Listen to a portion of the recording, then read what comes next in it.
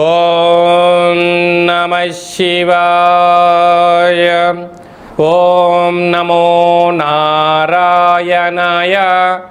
నరదృష్టి నివారణ కాళభైరవాయ నమో నమః. ఓం దిగంబరాయ విద్మహే హంసవాహనాయ ధీమహి తన్నో కాళభైరవ ప్రచోదయాత్. హరి ఓం. మా ఛానల్కి స్వాగతం. చూస్తున్న వీక్షకులకు ప్రేక్షకులకు ప్రియ కాళభైరవ భగవద్బంధులకి స్వాగతం పలుకుతూ మమ్మల్ని ఎంతగానో ఆదరిస్తూ ఉండబడినటువంటి ప్రియ సోదర సోదరీమణులకు, జ్యోతిష్య అభిమానులకు, సనాతన ధర్మ సంరక్షకులు అందరికీ కూడా దక్షిణాయన ప్రారంభ శుభాకాంక్షలు. దక్షిణాయనం అనగానే సకల దేవతల యొక్క ఆరాధన, సత్ప్రవర్తన, జీవన విధానంలో మనం ఏదైతే అనుకుంటామో దేవతారాధన చేయడం వలన అనంతమైన శక్తి కలిగి విద్యలో, వృత్తులో, ఉద్యోగాల్లో, వ్యాపారాల్లో అనంతమైన విజయం సాధించడం కోసము చాలా ముఖ్యమైన సమయంగా భావించగలగాలి. మనకు 16/6వ నెల 2026 నుండి 30వ తారీఖు 6వ నెల 2026 వరకు పుట్టినటువంటి వారందరికీ కూడా ముందస్తుగా జన్మదిన శుభాకాంక్షలు. గతంలో వివాహం చేసుకున్న వారికి వివాహ వార్షికోత్సవ శుభాకాంక్షలు. ద్వాదశ రాశుల్లోని గ్రహ గమనాల్ని ఓసారి పరీక్షిద్దాం.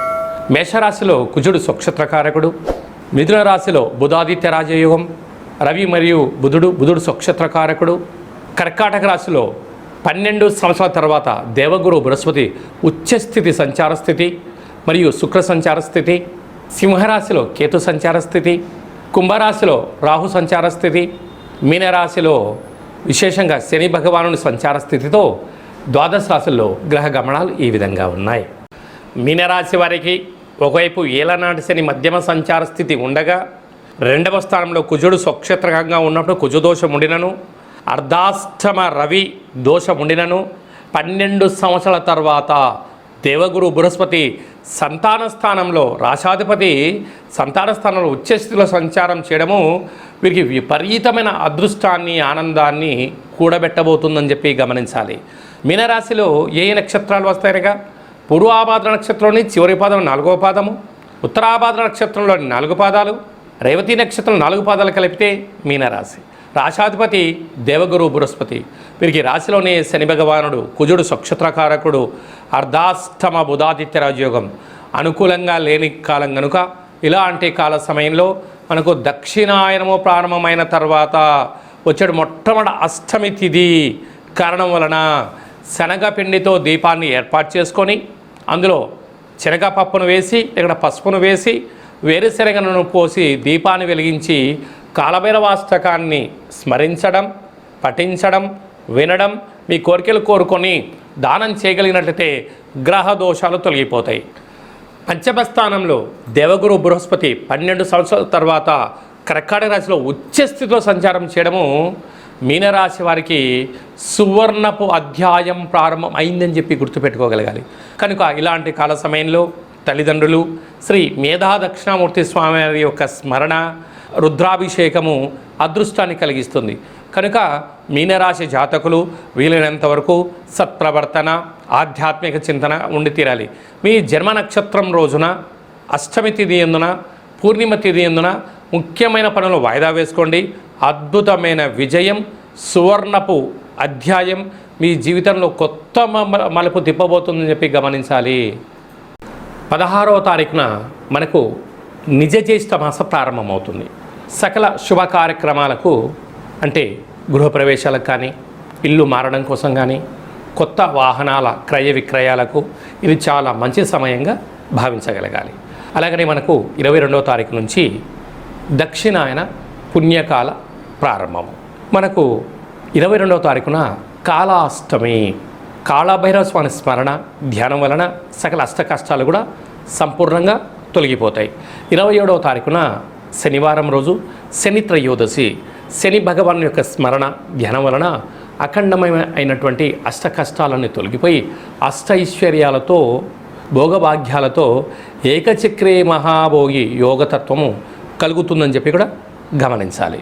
మనకు 29వ తారీఖున జ్యేష్ఠమాస శుక్లపక్ష పూర్ణిమ, జ్యేష్ఠ పూర్ణిమ సందర్భంగా వెంకటేశ్వర స్వామి యొక్క దర్శనం, సకల దేవత దర్శనం వల్ల సకల ఐశ్వర్యం కలుగుతుంది అని చెప్పి గమనించాలి. అలాగే మీ వ్యక్తిగత జాతకం తెలుసుకోవాలనుకుంటున్నారా?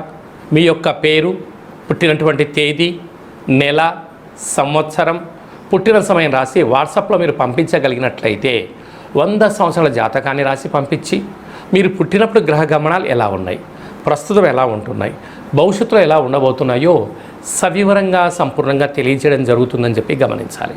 డేట్ ఆఫ్ బర్త్లో లేనటువంటి వారు పేరు యొక్క మొదటి అక్షరాన్ని అనుసరిస్తూ రాశిని తెలియచేస్తూ గవళ ద్వారా అనగా రమణ శాస్త్రం ద్వారా కాళభైరవ ఉపాసన చేత భూత భవిష్యత్ వర్తమానాన్ని తెలియజేయడం జరుగుతుందని చెప్పి గమనించాలి. ఈ కింది నెంబర్ని అపాయింట్మెంట్ తీసుకొని సంప్రదించగలరు. అందరికీ ఈ దక్షిణాయన పుణ్యకాలంలో అఖండ ఆయురారోగ్యాల చేత సకల అష్టకష్టాలకు స్వస్తి పలికి అత్యున్నతమైనటువంటి జీవన ప్రయాణ గమనాలలో విజయాన్ని సాధించాలని మనసారా కాళభైరవ స్వామివారిని వేడుకుందాం. ఆశీర్వచనం. శతమానం భవతు శతాయు పురుష సతేంద్రియ ఆయుష్యేవేంద్రియే ప్రతిష్టతి. ధనం ధాన్యం బహుపుత్రలాభం శత సంవత్సరం దీర్ఘమాయు. సర్వే జనా సుఖినో భవంతు. లోకా సమస్తా సుఖినో భవంతు. సర్వం కాళభైరవ దేవతార్పణమస్తు. హరి ఓం. ఈ వీడియో మీకు నచ్చినట్టయితే ఈ యొక్క వీడియోను లైక్ చేయండి, షేర్ చేయండి, మా ఛానల్ని సబ్స్క్రైబ్ చేయండి. ఆధ్యాత్మికమైనటువంటి భక్తి సమాచారం కోసం అందరికన్నా ముందుగా మీరు తెలుసుకోవాలి, వినాలి అనుకుంటున్నట్టయితే గంట సింబల్ ప్రెస్ చేసి ఆల్ బటన్ కూడా ప్రెస్ చేయండి. ఈ భక్తి సమాచారాన్ని భగవద్బంధులకు, మిత్రులకు, స్నేహితులకు చేరవేసి హిందూ ధర్మాన్ని కాపాడండి.